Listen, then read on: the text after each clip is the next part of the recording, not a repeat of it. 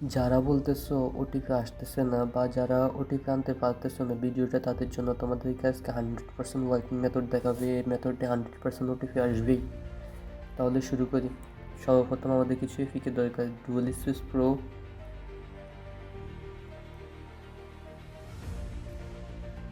দেন আমাদের দরকার হচ্ছে এই এপিকেগুলো। এগুলো কই পাবা? এগুলো আমাদের টেলিগ্রাম চ্যানেলে পেয়ে যাবা। মেথড চ্যানেলে এগুলোর লিঙ্ক দেওয়া থাকবে, এপিগুলার ফাইল দেওয়া থাকবে, এখান থেকে ডাউনলোড করে নিবে। এই যে এখানে আসছে, এখান থেকে ডাউনলোড করে নিবে। দেন আমাদের দরকার হবে হচ্ছে বিডিবি ফিল্ম, একটি এপিকেট। এটা মেথড চ্যানেলেও দেওয়া থাকবে বা তোমরা চাইলে গুগল প্লে স্টোর থেকেও ডাউনলোড করতে পারবা। দেন আমরা বিডি নেটে ঢুকে যাব। এখান থেকে ফেসবুক প্যাকেজ, এখানে ফেস করলে সার্চ করবে ফেসবুক প্যাকেজ, তারপরে সার্ভারটা কানেক্ট করে নিবে। আমার অলরেডি কানেক্ট আছে। তারপরে 10টা অ্যাকাউন্ট ক্রিয়েট করার পর সার্ভার চেঞ্জ করবো, তাহলে ওটিপি আসবে, কোনো সমস্যা হবে না। দেন আমরা ডুয়াল স্পেস প্রোতে যাব। এখান থেকে মেসেঞ্জারটা ক্লোন করব। দেন মেসেঞ্জারে যাব।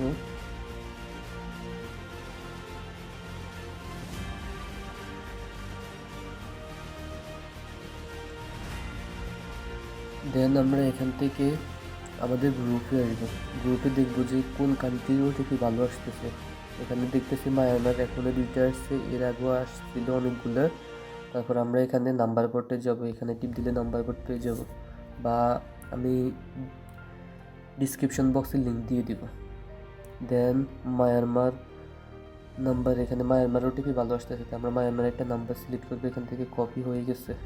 দেন আমরা আবার ক্লোন করে মেসেঞ্জারে ফিরে আসবো।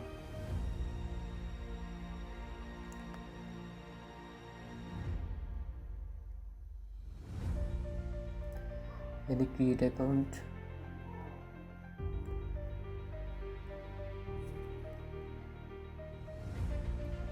একটা নাম দিয়ে দিব,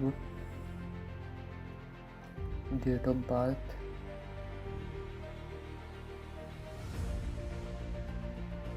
মেল ফিমেল। দেন কপি করা নাম্বারটা এখানে দিয়ে দিব, পাসওয়ার্ডে একটা যে কোনো একটা দিয়ে দিব।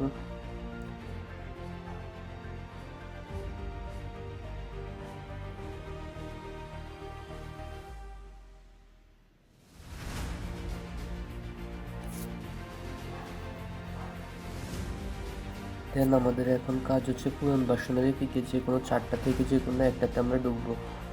ঢুকে আইডিটা লগ ইন দেবো এখান থেকে।